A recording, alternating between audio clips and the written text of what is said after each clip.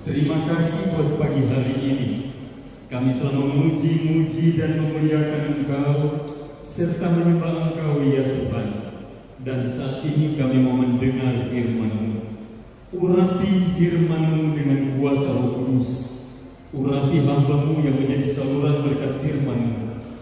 Biar firman Tuhan ini menjadi berkat bagi kami semua.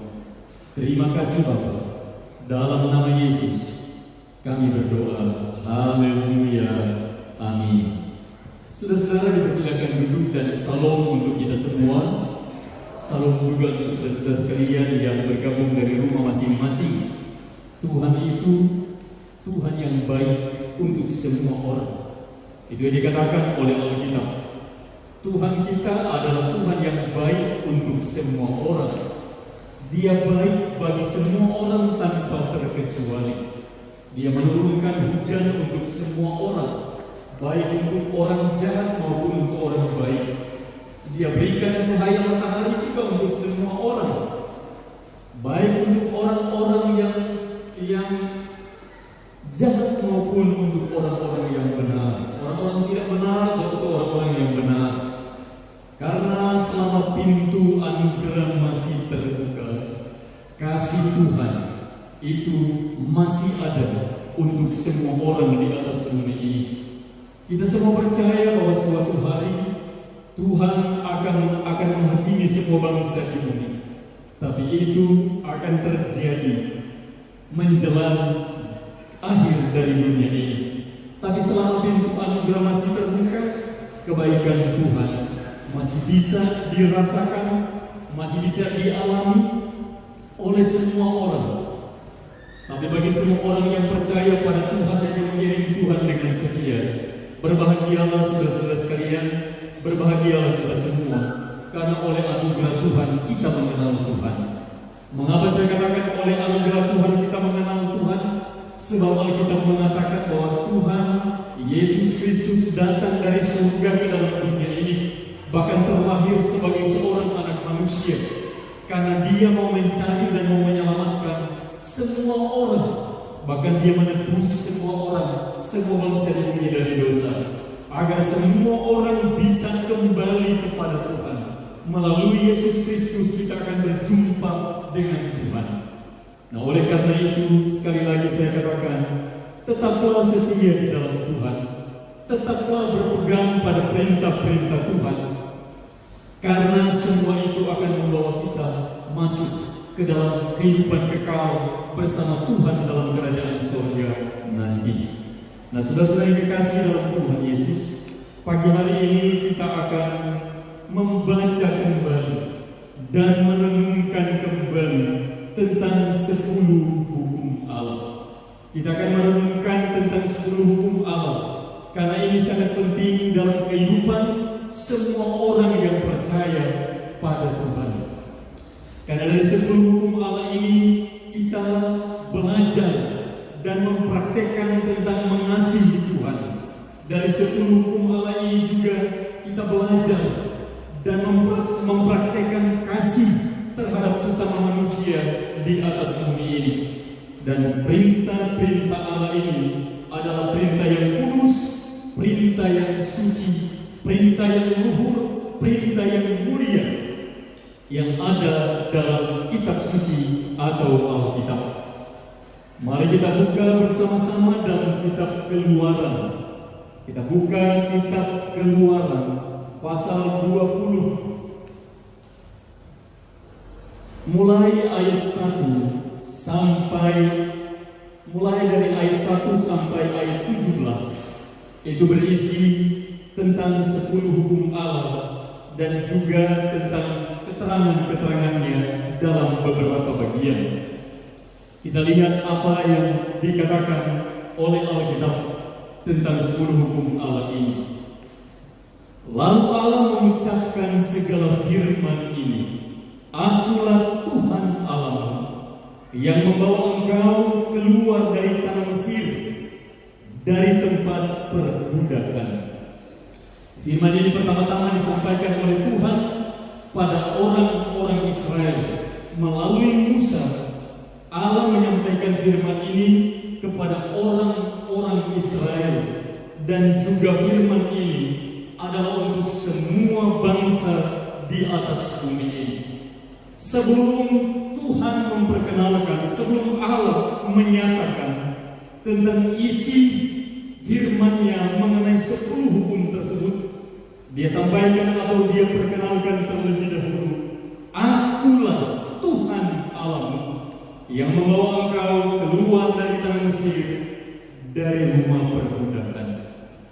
Saya mau baca dalam bahasa Inggris, salah satu terjemahan bahasa Inggris yang berkata, God spoke all this word saying, I am the Lord your God, who brought you out of the land of Egypt, out of the house of bondage.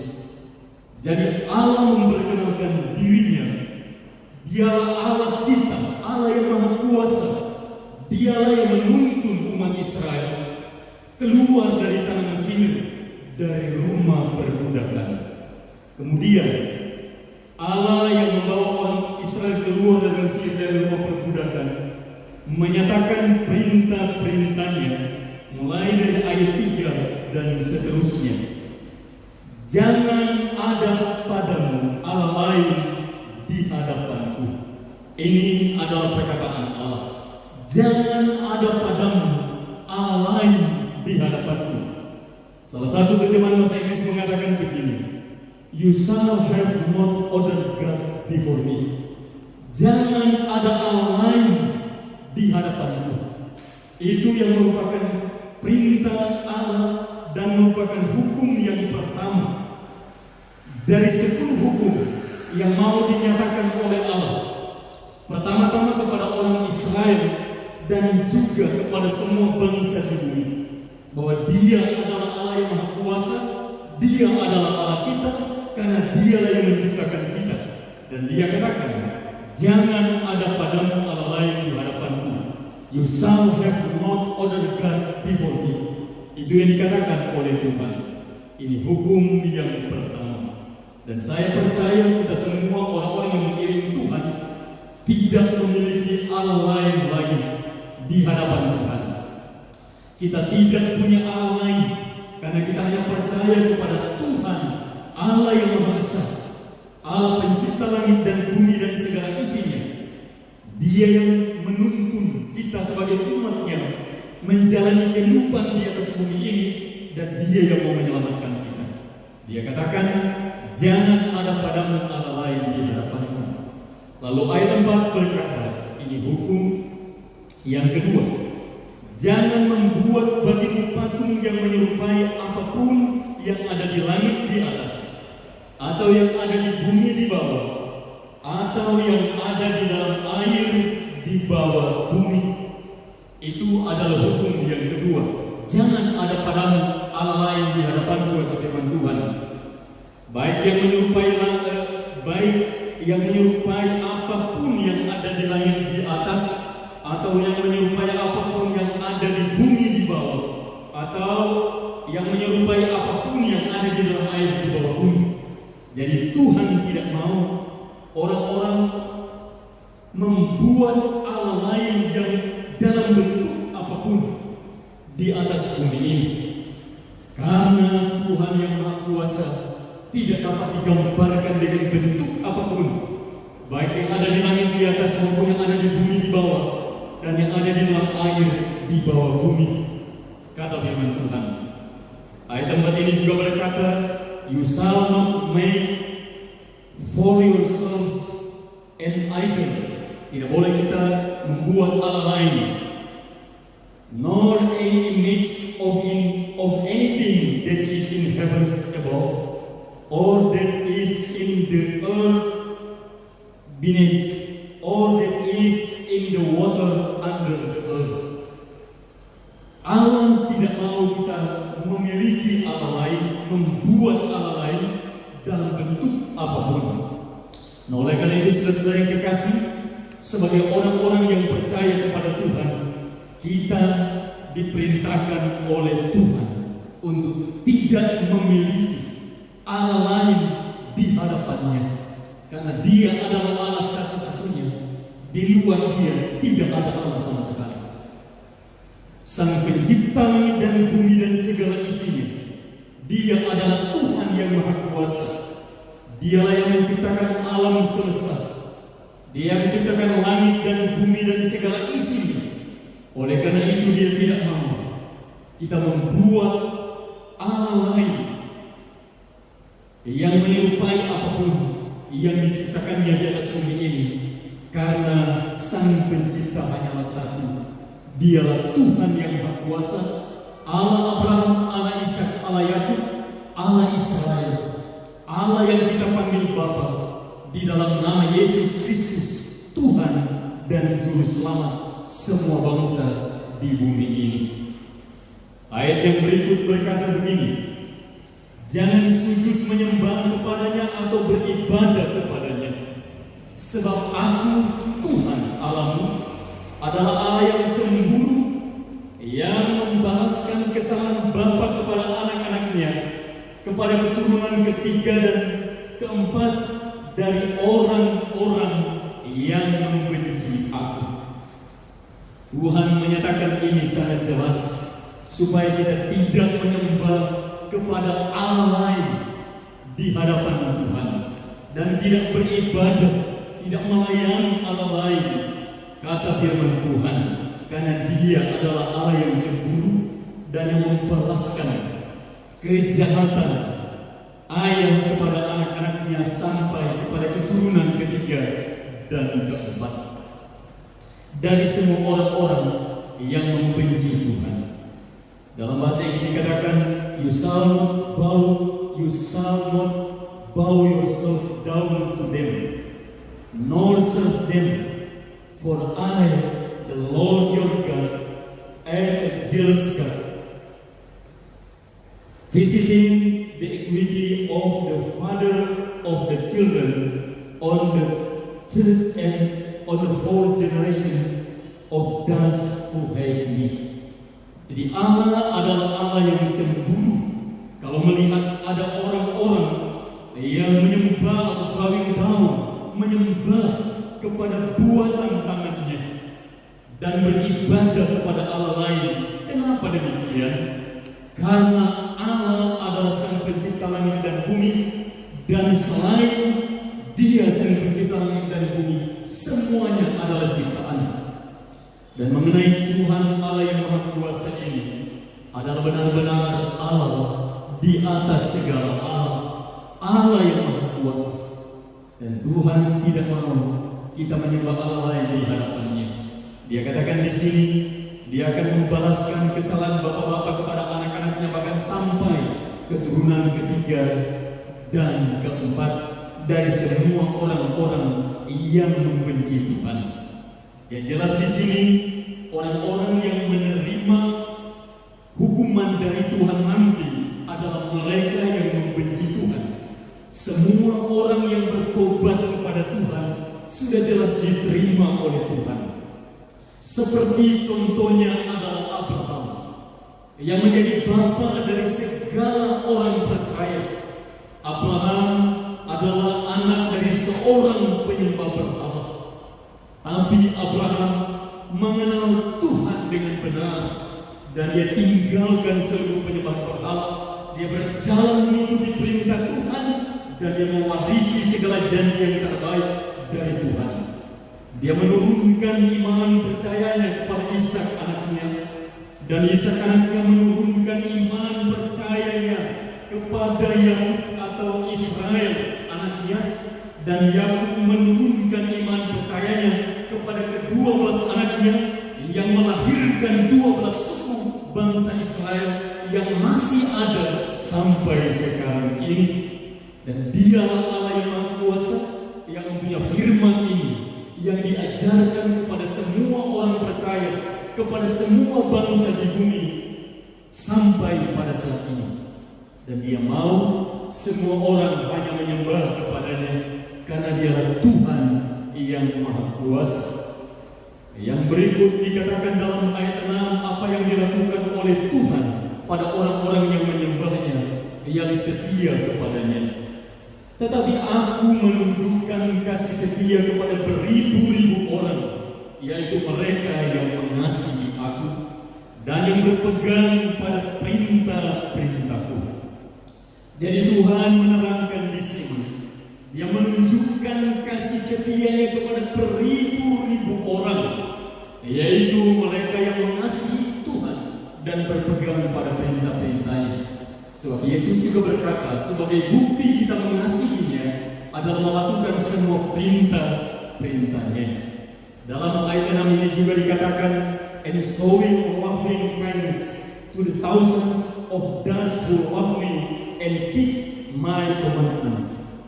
Dia menunjukkan kasih setia-Nya kepada beribu-ribu orang yang mengasihinya dan yang mentaati, yang memelihara dan melakukan semua perintah-perintah-Nya. Karena ini adalah warisan saya dan saudara-saudara sekalian yang melakukan perintah-perintah Tuhan, yang percaya kepadanya dengan sepenuh hati kita dan hanya menyembah kepadanya saja.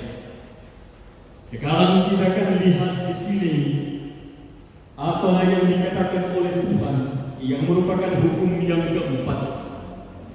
Hukum yang keempat adalah ayat 7. Jangan menyebut nama Tuhan Allahmu dengan sembarangan, sebab Tuhan akan memandang bersalah orang yang menyebut namanya dengan sembarangan. Jadi nama Tuhan tidak boleh disebutkan dengan sembarangan. Kita harus menjaga kehormatan, kewibawaan, dan kekudusan nama Tuhan. Kadang-kadang orang mau menyembah orang pakai nama Tuhan, sekarang marah kepada orang pakai nama Tuhan dan sebagainya. Tapi Allah menyatakan dalam firman-Nya yang merupakan hukum ketiga dari 10 hukum yang disampaikan dan diajarkan oleh kitab suci. Salah satunya adalah hukum yang ketiga adalah jangan menyebut nama Tuhan Allahmu dengan sembarangan. Itu adalah firman yang disampaikan oleh Tuhan. Bahasa Inggrisnya berkata, you shall not take the name of the Lord your God in vain, for the Lord will not hold him guiltless who take his name in vain. Tuhan akan memandang bersalah orang yang menyebut namanya dengan sembarangan. Jadi perlu ada kesadaran dari kita untuk menjaga kehormatan nama Tuhan. Orang yang menyebut nama Tuhan dengan sembarangan memang tidak binasa pada saat itu. Karena itu dia memberikan dorongan yang kuat, menanamkan nilai-nilai dalam kehidupan setiap orang yang menjadi pengikutnya, supaya tidak menyebut nama Tuhan dengan sembarangan. Karena kita tahu namanya adalah nama di atas segala nama, nama yang berkuasa, nama yang penuh kasih, dan yang begitu mencintai semua ciptaannya di atas bumi ini dan mengasihi semua orang tanpa terkecuali. Bagi kita yang percaya, berbahagialah dan berdoalah supaya semua orang percaya kepadanya dan kembali kepada Tuhan melalui Yesus Kristus, Juru Selamat semua bangsa di bumi. Kita berdoa dan beritakan firman Allah agar orang-orang kembali kepada Tuhan melalui Juru Selamat Yesus Kristus yang telah mati di bukit Golgota dan bangkit dari kematian karena cinta Allah yang luar biasa untuk semua bangsa di bumi. Kita lihat yang selanjutnya apa yang dikatakan yang adalah hukum yang keempat di sini. Ingatlah dan kuduskanlah hari Sabat. Itu kata firman Tuhan. Remember the Sabbath day to keep it holy. Ingatlah dan kuduskanlah hari Sabat.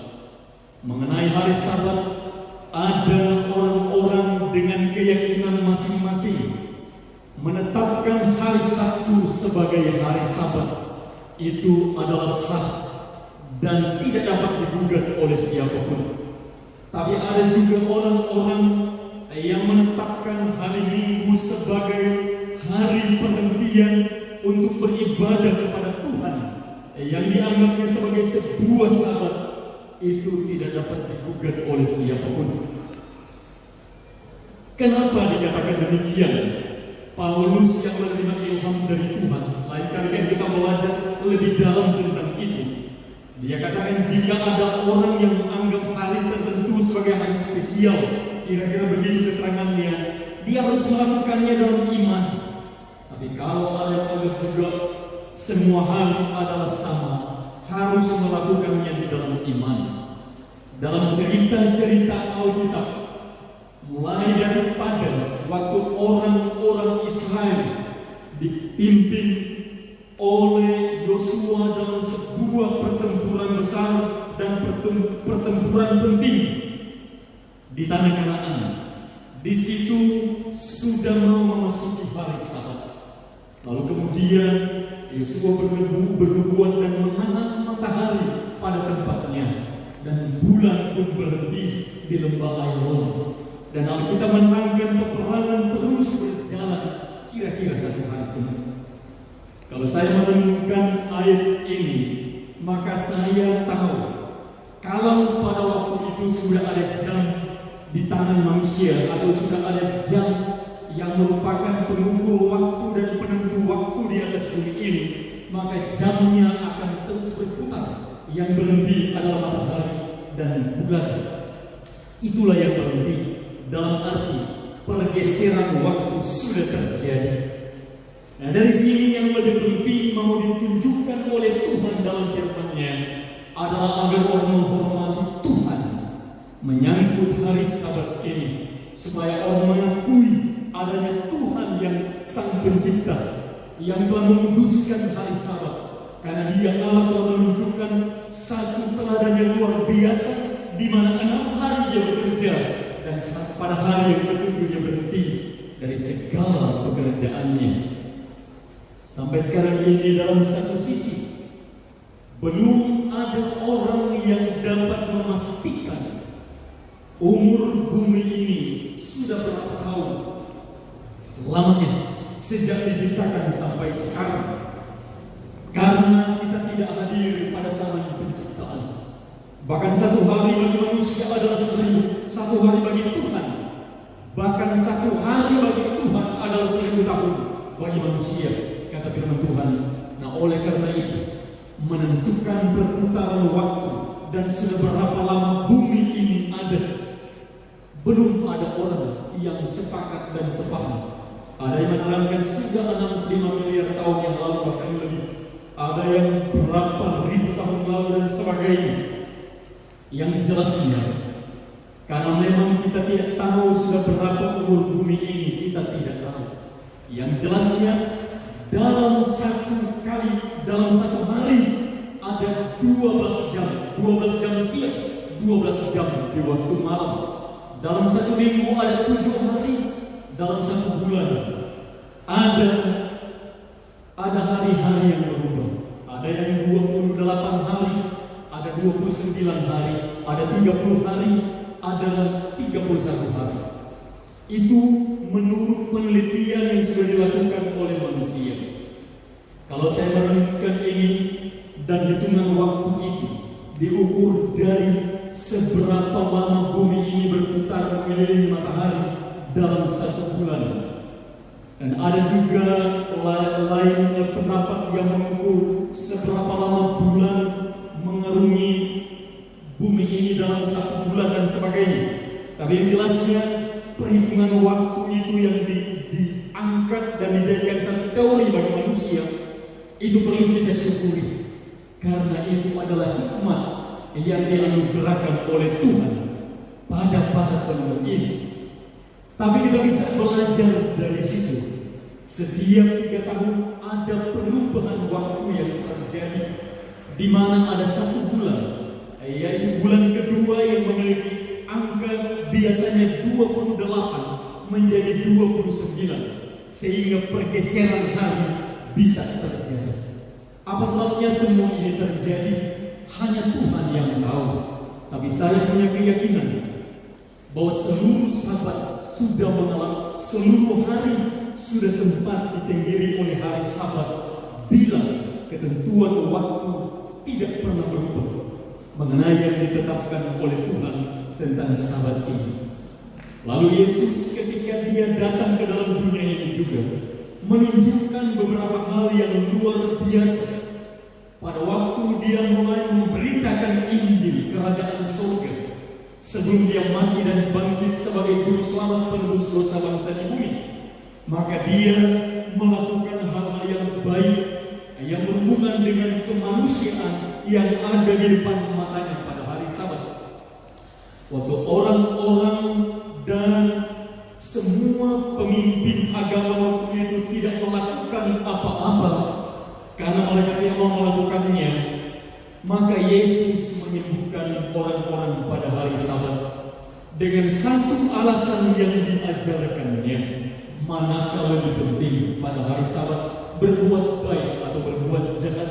Sudah tentu adalah berbuat baik, karena dengan menyampaikan kebaikan pada orang yang membutuhkannya dan mengharapkannya, maka hati dan jiwa orang itu akan dituntun kepada Tuhan Sang Pencipta yang menetapkan hukum-hukum tersebut, bahwa Allah yang Maha Kuasa telah mengaruniakan kebaikan pada mereka yang memerlukannya, bahkan kalaupun itu terjadi pada hari Sabat.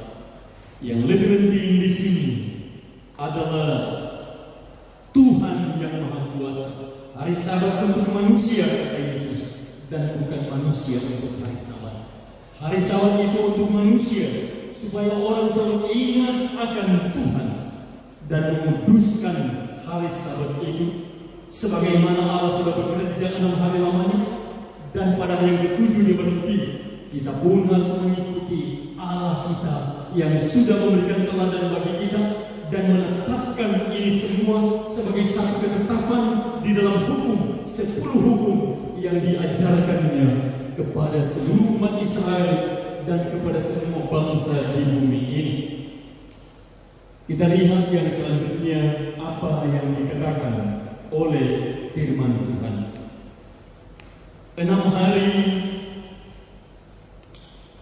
hari lamanya engkau bekerja dan melakukan segala pekerjaanmu, tetapi hari ke-7 adalah hari Sabat Tuhan Allah.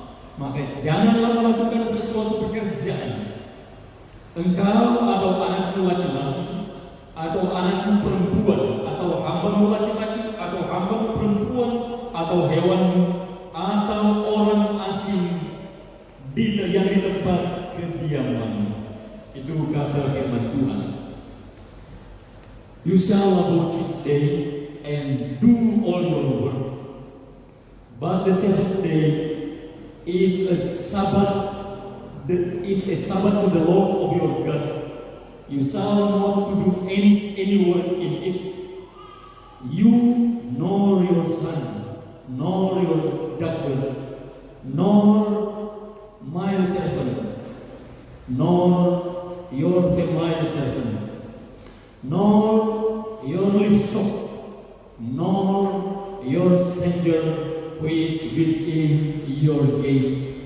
Jadi semua yang ada dalam rumah kita, baik hewan-hewan, anak-anak kita, hewan-hewan, hamba-hamba yang bekerja pada kita, semua orang yang ada di dalam lingkungan tempat tinggal kita, tidak boleh mengerjakan suatu pekerjaan pada hari itu, benar-benar berhenti. Dalam satu sisi firman Allah menerangkan di sini dan menetapkan ini sebagai satu ketentuan hukum, supaya dalam satu hari di hadapan Tuhan dan di hadapan sebagai sesama manusia, orang akan berdiri setara. Di situ tidak ada hamba dan tidak ada tuan dan tidak ada hamba, tidak ada atasan, tidak ada bawahan. Karena pada hari Sabat semua orang menerima perlakuan yang sama di hadapan Tuhan dan di hadapan sesama, karena itu ditetapkan oleh Tuhan. Biasanya dalam hari kerja yang hamba bisa disuruh untuk bekerja. Sekarang kita bersyukur semua perhambaan sudah dihapuskan sejak Yesus Kristus mati di Bukit Golgota. Dan Injil terus diberitakan dengan mengangkat satu topik. Tidak ada perbedaan antara orang Yahudi dan orang non-Yahudi, antara hamba dan orang merdeka, barbar, titik, semua tidak ada perbedaan di hadapan Tuhan. Dan kita bersyukur setelah lambat laun Injil menjangkau bangsa-bangsa di bumi, maka mereka sampai pada satu titik dan membuat sebuah keputusan hukum yang tetap, di mana perbudakan dihapuskan di atas permukaan bumi ini. Itu semua sudah tersirat dalam perintah Allah di sini pada waktu Allah menetapkan sebuah sabat untuk menentukan kehidupan manusia di atas bumi ini, karena Tuhan Sang Pencipta semua bangsa di bumi mengasihi semua orang tanpa terkecuali. Itu adalah firman yang sudah dikatakan oleh Tuhan. Ayat 11. Sebab 6 hari lamanya Tuhan menjadikan langit dan bumi, laut dan segala isinya, dan Ia berhenti pada hari ke-7. Itulah sebabnya Tuhan memberkati hari Sabat dan menguduskannya. For in six days the Lord made heaven and earth, the sea and all that is in them, and rested the seventh day. Therefore the Lord blessed the Sabbath day and made it holy. Tuhan menguduskannya karena berhenti pada hari itu. Hari Sabat itu hari yang ke-7. Dan itu diajarkan oleh Tuhan merupakan satu ketetapan hukum di antara 10 hukum yang diajarkan olehnya kepada bangsa Israel dan kepada semua orang percaya di atas bumi ini. Kita akan melihat yang berikut, yang merupakan hukum kelima yang diajarkan oleh Alkitab. Itu ayat yang ke-12. Sebelum kita masuk dalam hukum kelima ini, kita harus merenungkan dan ingat, supaya ketika sebentar saya menyampaikan bagian yang perlu kita renungkan, maka 4 hukum yang pertama ini adalah berhubungan dengan kita mengasihi Tuhan, di mana jangan ada padamu Allah lain di hadapanku. Itu karena kita mengasihi Tuhan. Jangan membuat bagimu patung yang menyerupai apapun. Itu karena kita mengasihi Tuhan. Lalu kemudian apa yang dikatakan di sini?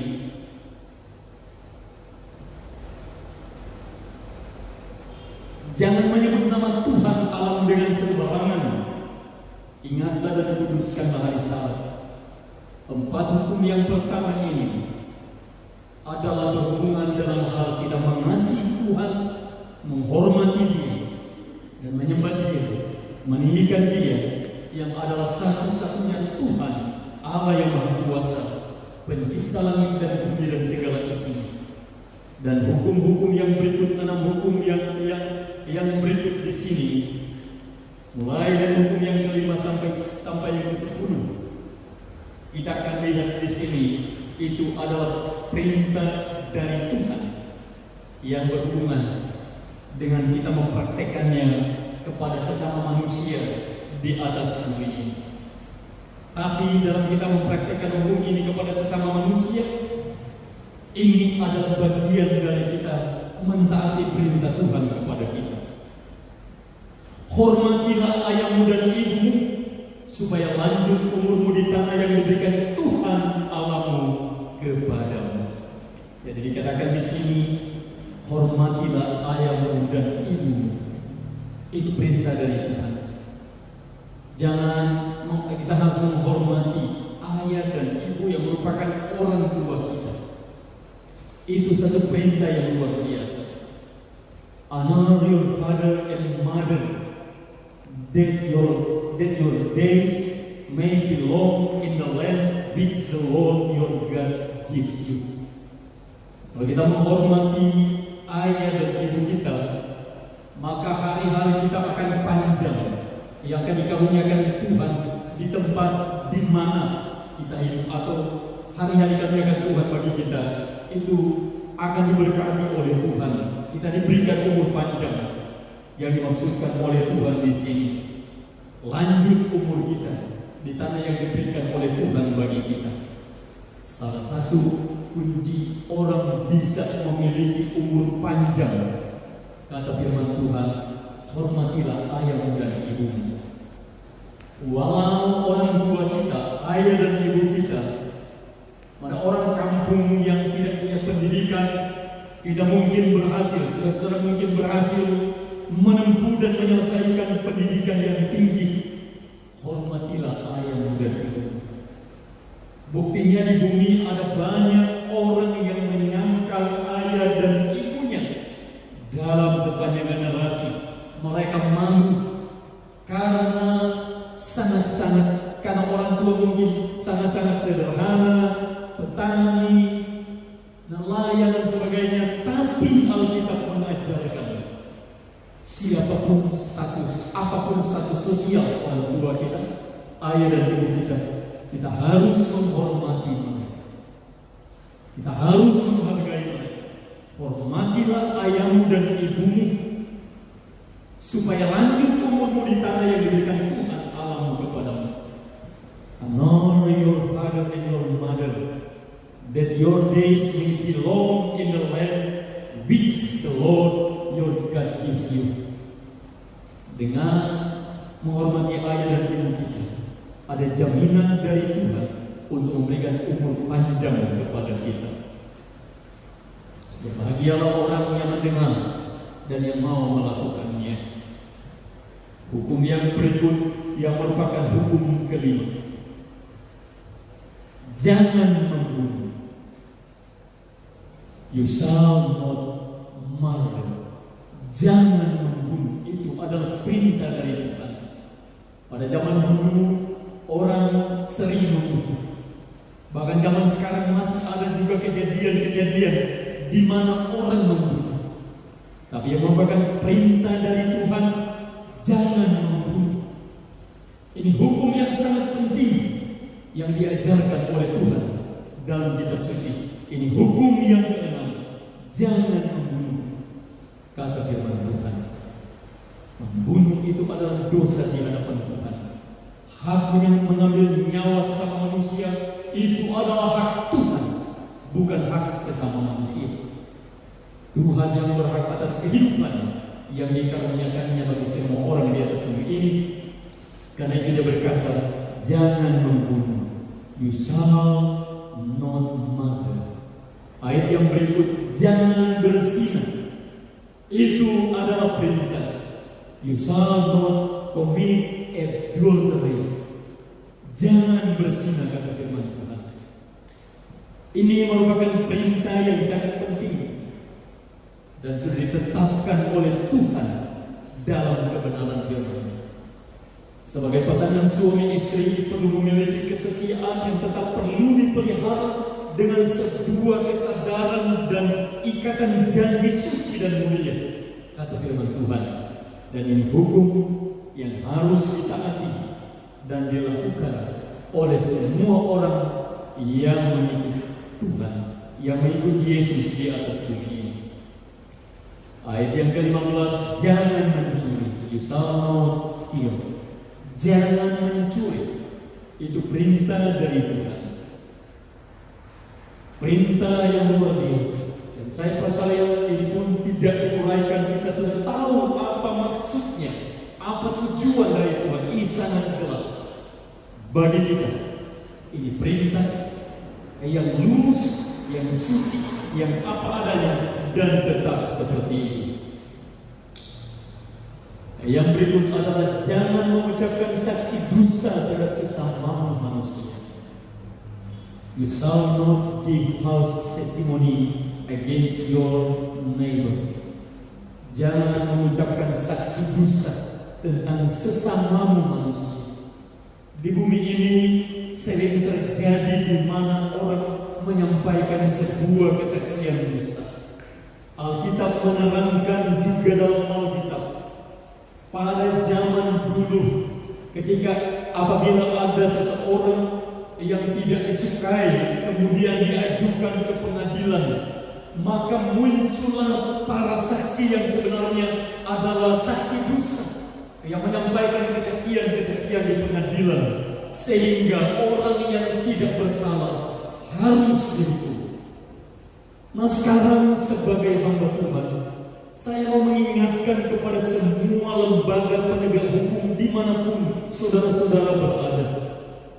Peristiwa kita yang ada di Indonesia, yang ada di seluruh persada Nusantara ini, dari Sabang sampai Merauke, dari Papua sampai Aceh, dari Miangas sampai Rote, mari kita junjung tinggi nilai-nilai kemanusiaan dan menjunjung tinggi kebenaran firman Allah yang adalah kitab suci. Kata firman Tuhan, jangan mengucapkan saksi dusta.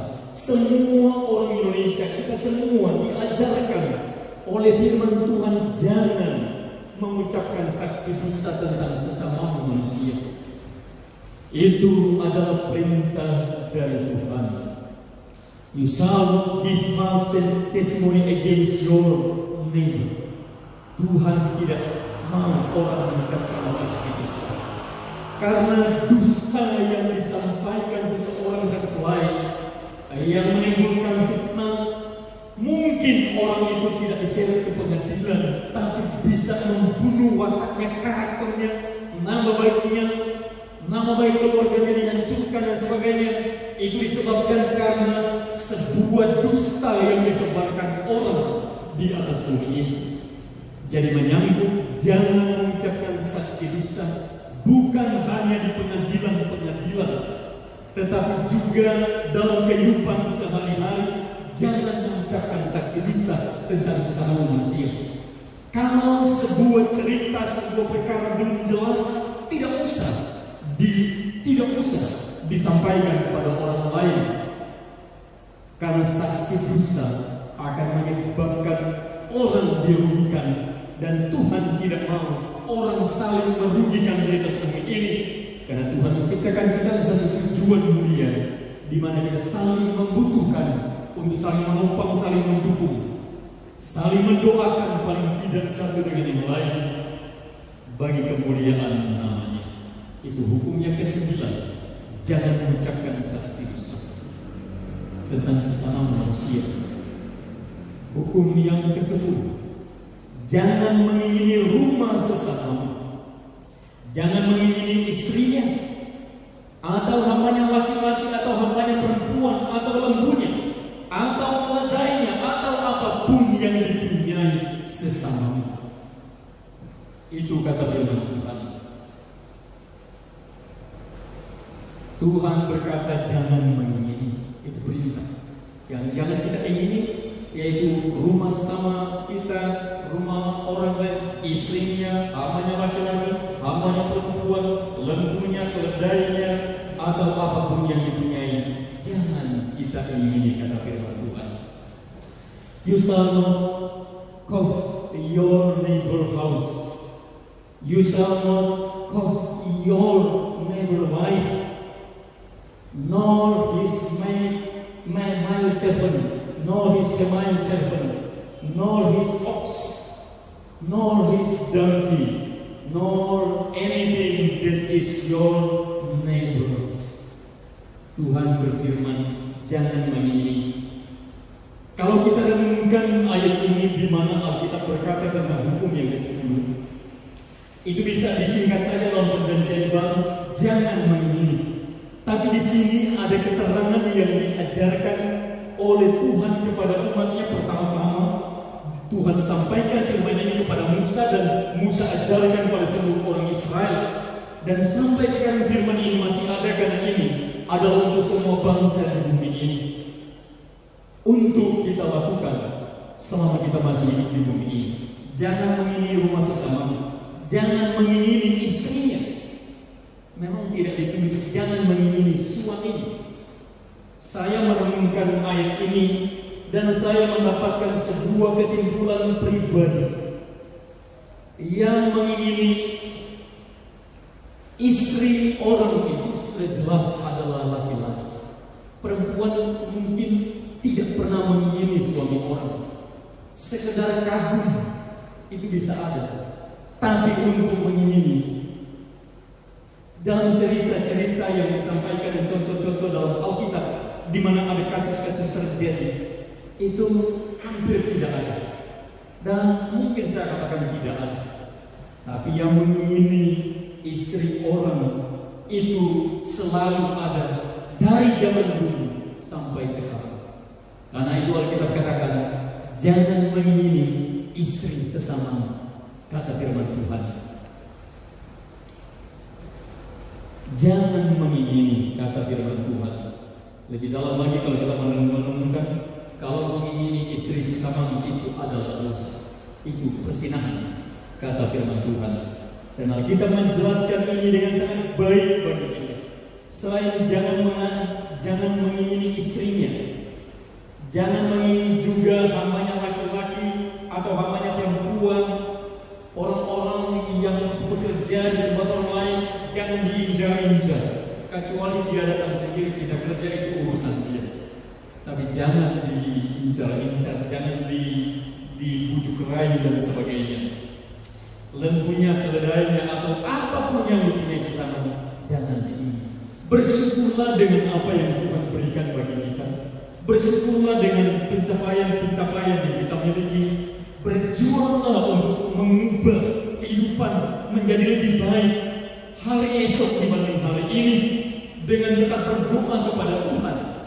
Berdoalah dan berjuanglah, jangan berdiam diri, tetapi mengingini tidak diperkenankan oleh Tuhan. Yang Tuhan inginkan kita tetap memuliakan namanya, mengiringi Tuhan dengan setia, karena Dia adalah Allah yang Maha Kuasa. Dialah yang menjadikan segala-galanya di atas bumi ini. Dan semua orang yang mendengar firman Tuhan dan melakukannya itu akan berbahagia oleh karena perbuatannya. Sebenarnya masih ada beberapa ayat yang saya mau sampaikan untuk menguatkan ini, tapi saya percaya ini sudah cukup untuk kita semua. Itu adalah 10 perintah Allah atau 10 firman Tuhan yang juga disebut Decalogue. Itu dalam bahasa Yunani disebut Decalogue. Thus are the 10 commandments of God, which is also called Decalogue. Itu adalah 10 perintah Allah yang harus kita renungkan. Dan sekarang saya tekankan sekali lagi, apa yang diajarkan oleh Yesus pada waktu dia masih berada di atas bumi ini. Dalam Matius pasal 22 ayat 37 sampai 40. Jawab Yesus kepadanya, kasihilah Tuhan Allahmu dengan segenap hatimu, dengan segenap jiwamu, dan dengan segenap akal budimu. Itulah hukum yang terutama dan yang pertama. Dan hukum yang kedua yang sama dengan itu ialah, kasihilah sesama manusia seperti dirimu sendiri. Pada kedua hukum inilah bergantung seluruh hukum Taurat dan kitab para nabi. Ini sangat luar biasa. Apa yang dikatakan oleh Tuhan di sini, dalam dua hukum ini bergantung seluruh hukum Taurat dan kitab para nabi. Di mana 4 hukum pertama yang saya katakan tadi itu berhubungan dengan kita mengasihi Tuhan, dan 6 hukum kedua itu berhubungan dengan mengasihi sesama manusia. Dan kedua hukum ini atau kedua bagian besar hukum ini, yaitu 10 perintah Allah ini, tidak dapat dilepas pisahkan. Bila orang mengasihi Tuhan, maka dia mempraktekkan kasih kepada sesama juga. Karena sebagai bukti kita mengasihi Tuhan, kita harus mengasihi sesama manusia sebagaimana Allah mengasihi sesama manusia. Saya berdoa Tuhan menghantar benih-benih firman Allah ini dalam hati kita semua, agar firman ini kita renungkan dalam kehidupan kita dan kita lakukan sebagaimana yang diajarkan oleh Joshua juga, bahwa jangan engkau lupa memperkatakan kitab Taurat ini, tapi renungkanlah itu siang dan malam kemanapun kau pergi, supaya Tuhan membuat kita sukses dan berhasil dalam segala perjalanan. Tuhan kiranya memberkati kita semua. Mari kita mau menghadap Tuhan. Kita mau berdoa pada Tuhan. Kita mau serahkan bangsa Indonesia ini ke dalam tangan Tuhan. Karena penyebaran COVID semakin meluas di wilayah Indonesia ini, di negara Republik Indonesia ini. Karena itu kita perlu mendoakan. Sebab bila bangsa Indonesia sehat, maka kita dan seluruh keturunan kita pun aman dari penyakit. Tapi kalau bangsa kita di mana-mana penuh penyakit, kita pun tidak aman. Karena itu kita perlu berdoa dengan mengasihi bangsa kita, agar Tuhan menyelamatkan dan mensehatkan bangsa kita. Pertama-tama dari serangan COVID dan serangan semua virus lain dan penyakit apapun. Kiranya Tuhan tolong bangsa kita, bangsa Indonesia, dari Sabang sampai Merauke, dari Papua sampai Aceh. Haleluya. Kita akan menyanyi pujian menyembah Tuhan dengan nyanyian Haleluya 12 kali.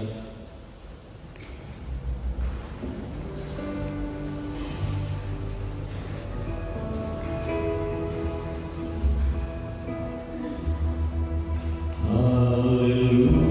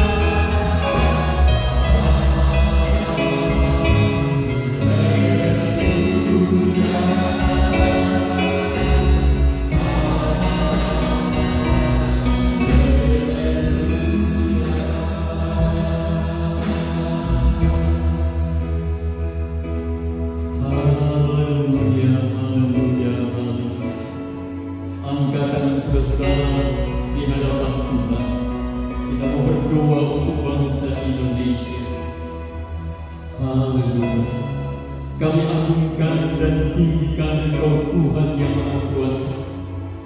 Kami percaya kepadamu dengan sepenuh hati kami, dan kami memohon uluran tangan Tuhan atas bangsa Indonesia dari Sabang sampai Merauke, dari Papua sampai Aceh.